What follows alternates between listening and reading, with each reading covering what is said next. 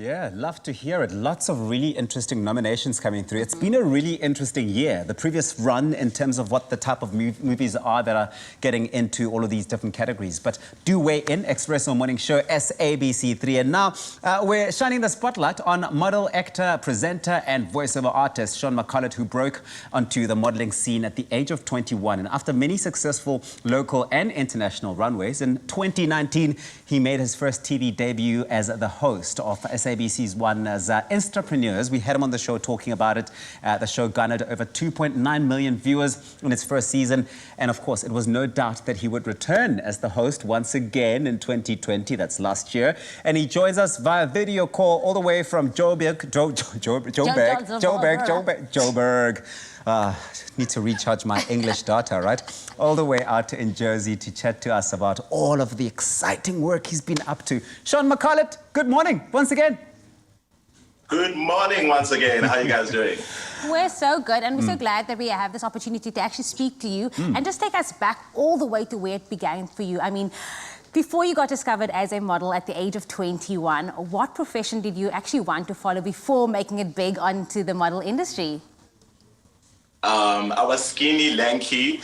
Those who remember me at the time will tell you that I don't think I had like enough self-confidence to believe that I could even be a model, because everything happened, it all happened by coincidence, because I really wanted to be like Joburg's biggest publicist and artist manager. And because I managed Boity at the time, so Thix Leonce, who was Boity's photographer at the time, she kept on saying to me, you should be a model, you should be a model, you should be a model. And I was like, I don't think so. But yeah, she convinced me, and we did our very first test shoot, and I looked at the pictures and I was like, maybe she has a point. And then I started putting in the work at the gym, and then I got signed, and yeah, it was a very interesting period for me. Would you say that that was the turning point for you, the ultimate turning point, where, you know, from being someone with a lack of confidence or maybe little confidence to discovering that, hey, actually, there's a place for me in this space? Yeah, definitely. I think for me, that was the turning point, because I remember even prior to that, I used to shy away from, you know, being on the red carpet with my artists or, you know, posting pictures of myself and stuff like that generally. And that was the turning point where I realized that I actually just need to do what I need to do and take all the opportunities that present themselves to me, and yeah, just make the best of it, because I think when I started modeling, I gained enough confidence to be able to believe that I could do anything that I wanted to do, and instead of, you know, doubting myself, because she's tried to convince me for quite some time to be a model, and it took her a very long time to convince me. So now when people are like, oh, maybe you should do this, I think about it immediately, and I make the decision instantly. So that really was the turning point, and the opportunities began to present themselves to me, because I then was exposed to the fashion industry, and I used what I'd learned from my artist management days and put that into my own career, and kind of like shaped how I wanted to be viewed and to be just generally in the entertainment industry. And I'm seeing you strut yourself there, and I'm just like, yes, yes, everybody. Of course, you have walked on very important runways and were voted by a noted Man magazine as one of the models to watch out for in 2016. What are some of the work that you look back at and, you know, and you think, I never thought I would get to this level? You know, you mentioned that Noted Man article. That was, I think, one of the very first few articles that were ever written about me. And I remember just being so ecstatic, because I was like, what? They're writing about me and my walk. I didn't know that I had a great walk. So it was quite monumental to me, because that, you know, getting the recognition and people saying, you know, you're great at what you do, blah, blah, blah, it really gave me enough conviction to just like reach for the stars. So that was kind of like the beginning for me.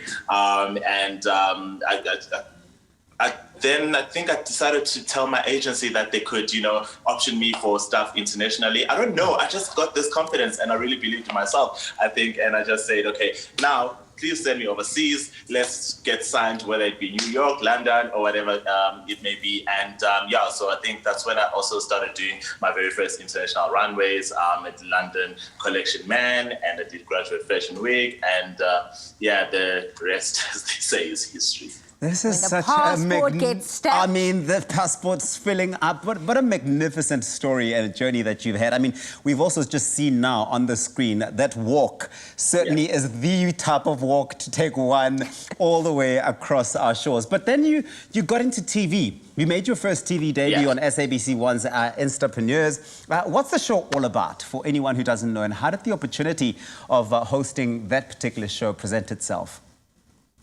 It's really one of my favorite shows on TV, and I'm not even being biased right now, because I think we live in a world where, you know, influencers are now our celebrities. You know, digital entrepreneurship is the new thing, and if your marketing strategies don't have a digital strategy, you are basically out of touch. So we live in a digital world, and for me to be hosting a show like this, which is a first for South Africa, to be able to profile different influencers and entrepreneurs and find out how they make a living using social media, how much money you can make by using social media, how to curate content. So we feature like South Africa's biggest influencers and digital entrepreneurs, and we really just get to know what it is that they get up to on a daily basis. So we've had the likes of Misali, we've had the likes of Coconut Kells, Thick Leonce. So it's been a great learning curve for me as well, because now I get to use what I see on the show and I put it into my own social media. But in terms of how the opportunity presented itself to me, I was actually meant to just do PR for the show, and they shot a pilot with Fezile Makanya as the actual host, and then he featured me as the Instapreneur, funnily enough. And he couldn't do the job. And then apparently Channel liked me from the pilot episode, and they wanted to find out if I could host the show since he's unavailable. And I was like, yeah, sure, let's do it. And that's how it basically happened. Sean seems to be just diving into these situations that land him right where he needs to be at the perfect time. It's just, it's mind-blowing. I love to hear it. I love to hear it. I think it's also safe to say that you are one of the most hard-working talents we have in the industry, because you never sleep. Like, do you ever sleep? That's the question for you. Do you ever sleep? I do. I do. I know it sounds like it's pretty hectic because, you know, I do quite a few things, but it can get a bit hectic, but yeah, it's not normally that hectic. Fortunately enough, I get to do one project at a time, and now for me, TV production is really my main focus. So I make sure that I block everything out and focus on that if I'm going to be shooting or doing anything on set. So yeah, I do sleep for now. Okay, so you're working on something really exciting, and this one's got my full attention here. You're producing an exciting reality show for SABC One. It's called The Goombys. What's it about? What inspired you to be part of this project? Oh wow, The Goombys, it's a hilarious show. I'm obsessed with reality TV. That's literally the only thing that I watch.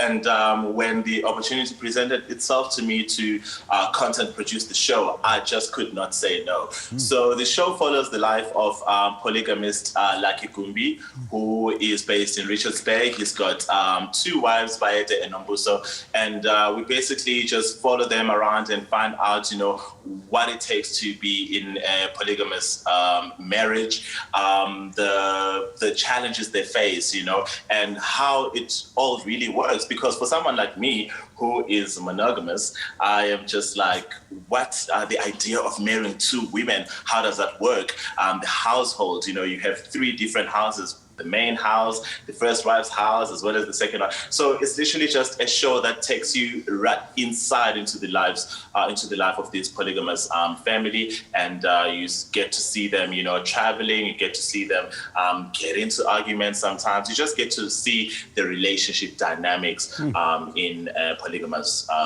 marriage. Exciting. So yeah, it airs every Saturday, 6 p.m. I'm plugging it. Exciting stuff. Sean, thank you so much for joining us on your Feel Good Breakfast Show this morning. You are certainly an inspiration to so many of us, and best of luck for your future endeavors. You are just doing the most. So thank you so much for your time this morning. Thank you. Thanks for having me. You guys have a great one, okay? Happy birthday. And again, such an inspiration. We'll see you after this. Go do your vision board, guys. Go do your vision board.